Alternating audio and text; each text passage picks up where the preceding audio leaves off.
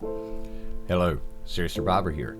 And today I want to talk about some important things to consider for what we will be facing here in the short-term future.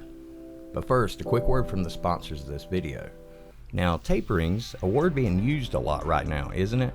It's a Fed code word for taking money from your pocket. Janet Yellen predicted we would never witness a new financial crisis, but the Fed owes over $30 trillion. Stop your money from being taken by creating a precious metal IRA or 401k with Noble Gold. They're giving away a free 5-ounce solid silver America the Beautiful bullion coin with each qualifying plan you start this month as a thank you. Call 877-646-5347 or visit noblegoldinvestments.com. When we look at the world that surrounds us these days, the situation seems to be getting worse day by day. No matter which side of the political spectrum that someone may be on, we cannot deny that one side is definitely being persecuted for not receiving a certain type of treatment. This is not even debatable. It's obvious and we know it. And that's the problems we're facing for those that do not want this treatment. But I want to talk about two things in this video. And the first thing is the importance of groups and what I mean by groups. And the second thing is the importance of portable assets. When we look at this situation that we're in, the situation the world is in, the situation that we're placed in, not by our own choosing, but by the choosing of the powers that be. We see mandates in place that are attempting to prevent people from working, and in certain areas of the world, it is preventing people from working. For those that are able to work, then the situation doesn't seem as desperate as it may become. For those that are not able to work, then we have to ask ourselves, for those of us, how will we pay our mortgage? How will we pay our rent? How will we pay anything? Electricity, water, food. This is all going to be hard to come by because the mandates we see now are just the beginning and they're only going to get worse. To begin with, we won't be able to work as we see. Then we won't be able to renew our license. We won't be able to fly. Pretty much can't do that already. And before long, we won't be able to enter many facilities at all without having proof of treatment. And this is going to leave a lot of people in a very, very difficult situation. For those that own their homes outright, this isn't going to be as big of a problem for you. But for those that have a mortgage, or especially those that rent, this is an immediate problem. A mortgage will generally give you a little more time to work if you can't make that payment, a little more time to work with. But when it comes to rent, generally from my experience in life and the people that I've known, if you can't make that rent payment, then you're out the next month. And that's why we have to think about this type of event as different for different people. For those that own their home and their property, they will most likely be able to stay there and possibly sustain themselves. And they're looking at long-term sustainable, projects, growing their own food, solar power, digging their own well, things such as that. But for those who have a mortgage and for those who are paying rent, then this situation is going to get very tricky very fast. And one of the things we don't hear people talking about that much these days in survival is bugging out. And bugging out almost seems to be a thing that, it's not much discussion on anymore, at least not from what I see. And people have sort of pushed it to the side. And what I'm afraid of there is that people push the thought of bugging out to the side and forget or fail to plan to do so. Where will you go if your landlord kicks you out and you have no income? Where will your family go? What if your family's family is kicked out because they have no income? Having a network of people, having a group of people is going to benefit you greatly in this type of situation. And when I say a group of people, I don't always mean just 20 to 30 people on one piece of property. Sure, in a true SHTF scenario where society has collapsed, that will probably be absolutely necessary. But in the situation we're facing for persecution, then this may not even be possible to have that many people on one property in an, urban area. So when I talk about groups, a lot of times what I mean is networking. Is having friends that you can reach out to, that you can help, that can help you, that you can trade with, that you can barter with.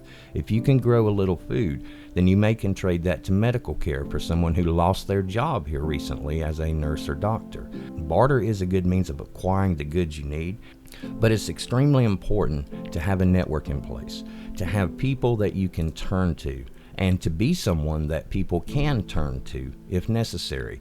Having a network only strengthens your ability to survive the situation that we are facing right now and in the immediate future. Networking is easier than people think. But the second thing I want to talk about, this ties in with the bugging out that I spoke about earlier, and that's portable assets. When we think about those who will have to leave their home, which is a large portion of people, there aren't that many people that have their home completely paid for, that they do not have a second mortgage on, or some type of line of credit against their home. So most people, at least most people I know, either make payments on their home or they're renting. People do own their home outright, but for those that don't, then when that time comes, when the eviction notice shows up, what is your plan? Have you planned to bug out? Are you planning on moving in with another family member? And what if that other family member receives eviction? Bugging out these days has changed, and the way that it has changed is, when we talked about bugging out in the past, mainly that was generally focused on escaping an area that's extremely dangerous. Well, in this situation, the area will be somewhat dangerous, but it won't be dangerous in the way that we talked about in previous scenarios. If this is just a collapse of the economy for those who do not have the treatment, then bugging out will be something you may have to do one day. The choice will basically be, if you don't have a group, the choice will basically be, do I live in the streets and beg for scraps, or do I go to a remote location and attempt to secure myself and those with me and sustain us for an amount of time? This is a difficult thing to do. Bugging out is easy to talk about. It's easy to talk about the 10 items we need in our bug out bag, the 20 items we need in our bug out bag, but that's all different for everybody. And we know that some of the tools are always necessary. But the biggest thing about bugging out is, what is your plan? And having portable assets is going to be able to help you. I've always been a big fan of silver and gold. I know a lot of people are not, but I am. And I do believe that they will hold value in this type of situation, because even those that have the treatment, they will still have one quality that will never go away from the human race, and that's greed. And if I'm willing to trade my gold or silver, they'll be willing to trade me goods. Now, portable assets, I'm also talking about things like food, like long-term food storage. When you get the buckets of the long-term emergency food, if you get 2 buckets or 3, what I generally do is open them up and pack them in all together into one bucket if I can. So I can downsize that greatly. You can downsize a lot with your food. Water purification. I mean, think about portability of these. A lot of people have home water purifiers that are pretty large, but is this something you could take with you if you lose everything? If you lose your vehicle because you couldn't make the payment, if you lose your home because you couldn't pay the rent, no power, no water, no gas, then what's the options? If you do not have a group and do not have a network, then your options are to live on the street, maybe a homeless shelter, or bug out to a location that you can possibly sustain you and your family for a while. And that's the hardest part of bugging out, is formulating that plan and deciding where to go. Now, for a lot of us, a lot of people, if you are evicted, you'll know when to go. The time will be obvious at that point. So the timing of it is not even really a factor in this particular scenario. But to do so without planning is asking for disaster.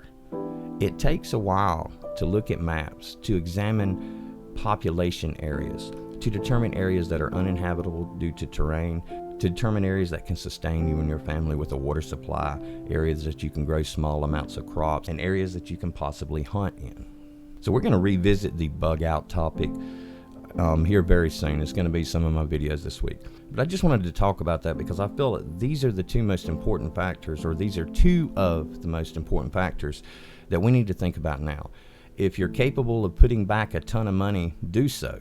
But if you're not, then we need to think about groups. We need to think about networks. A network isn't just to benefit you, it's to benefit everybody. Everyone in that network will benefit everyone else in one way or another.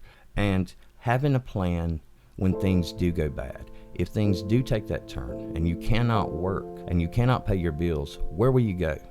That's the plan we need to have. That will be different for everyone, but it can be done for everyone. Well, I just wanted to talk a little bit about that today. We're going to be diving deeper into these subjects, and we're going to look at a lot of different scenarios. I've got some interesting things coming up. But for those that watch the channel regularly, I'd like to say thanks, for watching, and Thanks for the support, and thanks for the patience. As most of you know, I had ACL surgery back on June 26th, I believe the date was. I may have the date wrong, but right about that. And last week, middle of last week, I was feeling pretty good on my knee. I thought everything was going really well, and it felt like it was going well, felt like it was going strong. And I stepped out in my backyard and took a fall and tore my ACL for the third time in the same knee. So I'm going back to the doctor in 2 days, the orthopedic surgeon. We're going to see what options are available, and there are options, but I'm sure not looking forward to another surgery like this. But I want to say thank you to everybody out there for all the best wishes that you gave me and all the prayers and the thoughts. I really do appreciate that. It helps.